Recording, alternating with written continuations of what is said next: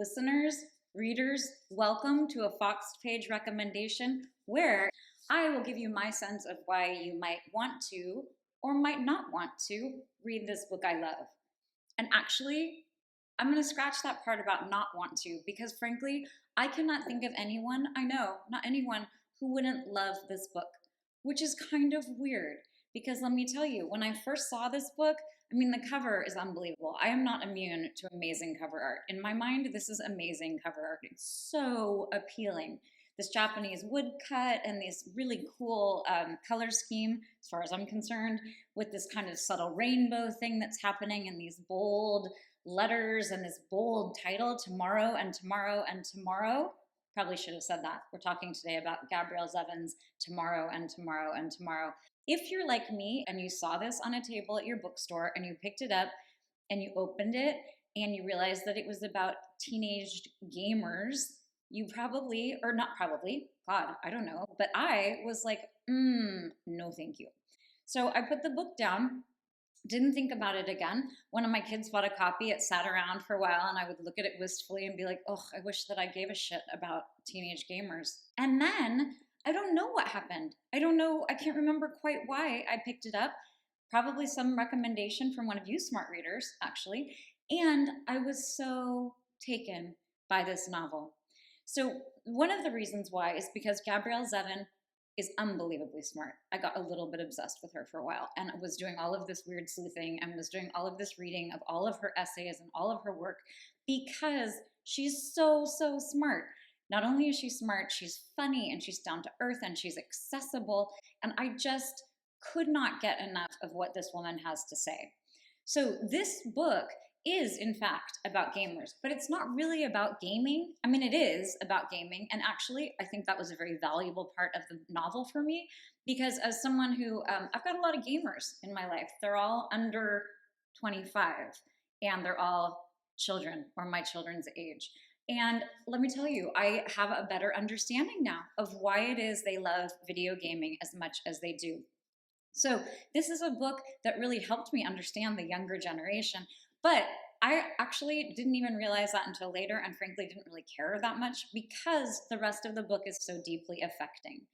It's really epic in its sweep. There are these two main characters who meet in the beginning when they're about 11, and the book actually feels pretty epic and it feels dense and kind of long in the very best of ways. I don't think it's really that long. I don't know, maybe it is. Wait, let me look here. I'm checking it out. It clocks in at a cool 397 pages, which is a little bit on the longer side. And when I say that it feels dense and long, again, I mean that as a real compliment because you do not want this book to end. That's not true. I always want books to end because I always want to get to the next one on my stack. But I took so much pleasure in every single page of this. So you have this epic sweep of these two kids who meet when they're 11 and this relationship that carries on for them throughout their adult lives. This is a book that's actually very heavy in plot, which is not something that I'm usually interested in, but you're so invested in these people and what they're trying to create, not even just in terms of their games, but all of the sort of vicissitudes and all of the challenges that they meet, which are manifold.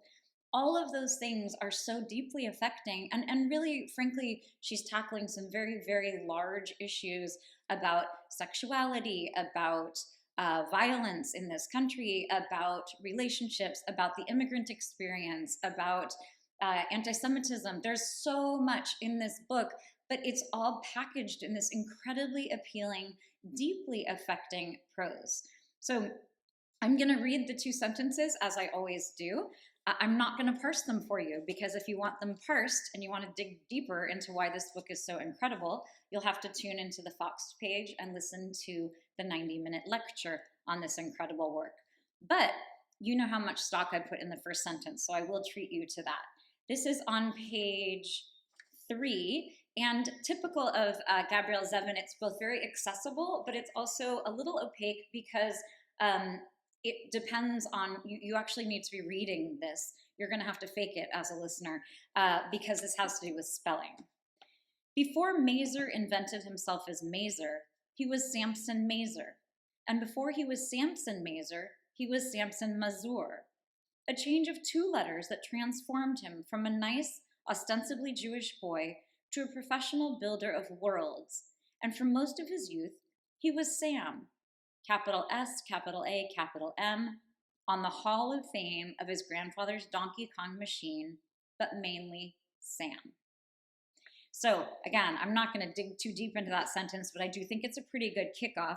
The other sentence I'm going to treat you to is not too much later, and it's essentially an introduction, I think a masterful one, of the other main character.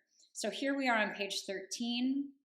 On the day Sadie first met Sam, she had been banished from her older sister Alice's hospital room.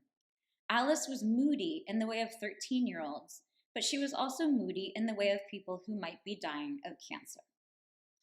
That is a doozy. That is a doozy of a sentence right there. I am not, again, going to dig too deeply into those first two sentences that I've read for you, but I will just give you a sense. This tomorrow and tomorrow and tomorrow, that is a line that Gabrielle Zevin pulled straight from Macbeth. And she has this beautiful way that she incorporates that into the book. But that's the kind of sneaky, super smart stuff that this woman does, where you have, just a casual title that is pulled right from Shakespeare that is so well integrated and so well sort of reformulated in this kind of zippy, snazzy way that will make you feel both really, really smart and also like you have a much better grip on the world today. So go out and read this book. It's also like a huge bestseller. I'm usually not a huge fan of the huge bestseller, but let me tell you, this one is a bestseller for all the right reasons. Get yourself out there, buy a copy, and then come back and listen to me talk about it for 90 minutes. Okay, happy reading.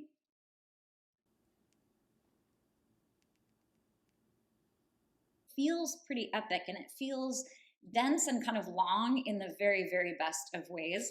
Well, I am not immune, and I just could not get enough. I don't think it's really that long. I don't know, maybe it is. Wait, let me look here. I'm checking it out. It's a little bit on the longer side. And when I say that it feels dense and long, again, I mean that as a real compliment because you do not want it to end. That is a doozy.